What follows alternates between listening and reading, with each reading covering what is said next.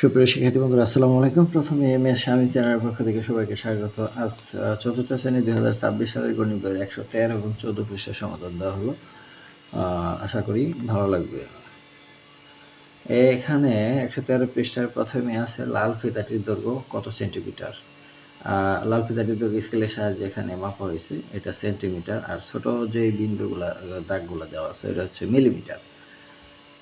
তো এখানে এই কত সেন্টিমিটার, 7 সেন্টিমিটার আর হচ্ছে 4 মিলিমিটার।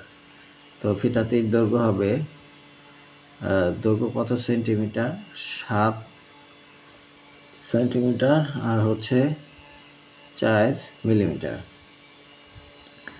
তো 1 মিলিমিটারে কত সেন্টিমিটার? 1 মিলিমিটারে 10-এর 1 বা 0.1 সেন্টিমিটার। এখানে যে বলা আছে 1 মিলিমিটার সমান এত সেন্টিমিটার। আবার 4 মিলিমিটারকে সেন্টিমিটারে কীভাবে লেখা হয়? এই যে এইভাবে 10 দ্বারা ভাগ দেব, তারপরে ভাগ দিলে 0.4 সেন্টিমিটার। 7 সেন্টিমিটার 4 মিলিমিটারকে সেন্টিমিটারে কীভাবে লেখা হয়? 7 সেন্টিমিটার 4 মিলিমিটার, তাহলে 7 সেন্টিমিটার 4 দিয়ে 10 দিয়ে ভাগ দিলে এটা সেন্টিমিটার। এখন 10 দিয়ে ভাগ দিলে এটা 0.4 হয়। এখন এটা যদি যোগ করি দুইটা, তাহলে 7.4 সেন্টিমিটার। টোটাল হতো 4.7 সেন্টিমিটার।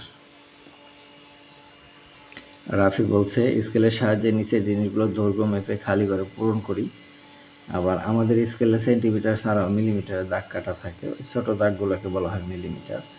আমরা সহজেই যোগ করে হিসাবটি করতে পারি।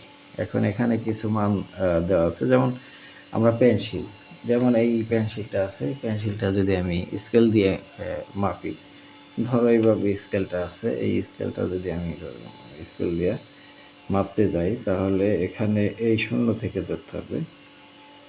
এখানে যে শূন্য এটা আছে আমাদের স্কেলের মধ্যে, এই যে এই শূন্য বিন্দু থেকে ধরতে হবে। তাহলে এভাবে ধরার পর আমরা কোন পর্যন্ত গেছে দেখি। এখানে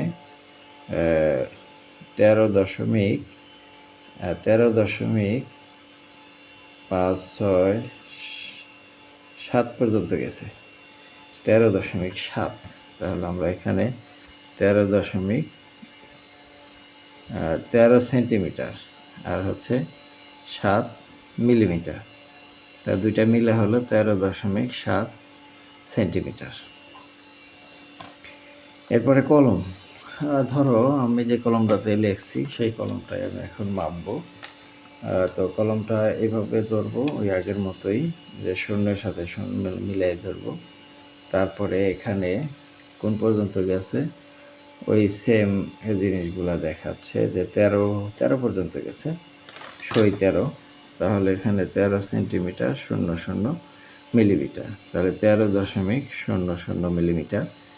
আবার বইয়ের দৈর্ঘ্য, এই বইটার দৈর্ঘ্য যদি আমি মাপি, তাহলে বইটার দৈর্ঘ্য এভাবে মাপলে, বইটার দৈর্ঘ্য আমরা এভাবে স্কেল দিয়ে মাপবো।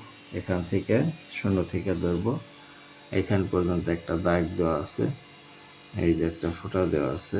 এখান থেকে আবার এখান থেকে 0 থেকে আবার 9 পর্যন্ত, এই যে 9 পর্যন্ত গেছে।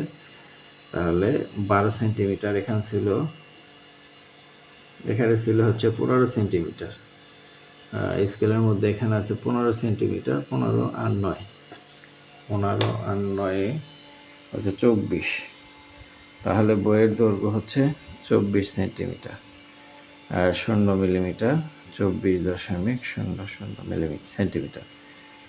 আবার পানির বোতল, এই পানির বোতলের দৈর্ঘ্য 25 সেন্টিমিটার আর 00 মিলিমিটার, 25.00 মিলিমিটার। এই হলো 113 পৃষ্ঠার সমাধান। এবার 114 পৃষ্ঠা।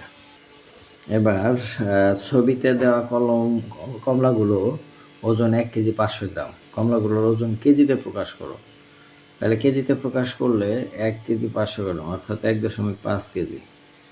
এইভাবে, তো কীভাবে? কেজি হলো কিলোগ্রামের সংক্ষিপ্ত রূপ, একইভাবে গ্রাম হলো গ্রামের সংক্ষিপ্ত রূপ।